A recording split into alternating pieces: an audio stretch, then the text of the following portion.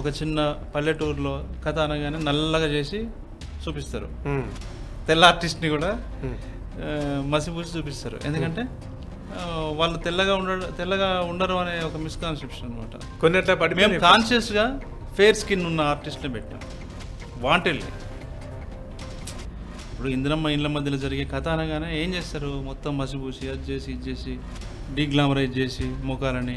అంటే ఆడ ఉండేటోళ్ళంతా అట్లనే ఉంటారా? అందంగా ఉండరా? ఉంటారు కదా, ఖచ్చితంగా ఉంటారు.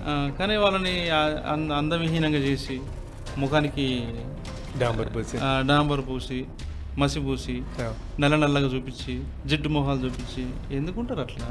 ఉండరు, శుభ్రంగా ఉంటారు.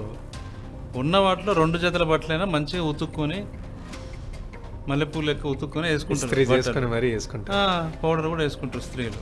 నీకు తెలిసిన జీవితం తెర మీద ఉంటే మంచి సినిమా, నీకు తెలియదు ఉంటే మంచిది కాదు. ఎందుకంటే నువ్వు డైజెస్ట్ చేసుకోలేవు, వేరేటోళ్ళ జీవితాలని దాన్ని డైజెస్ట్ చేసుకోలేవు.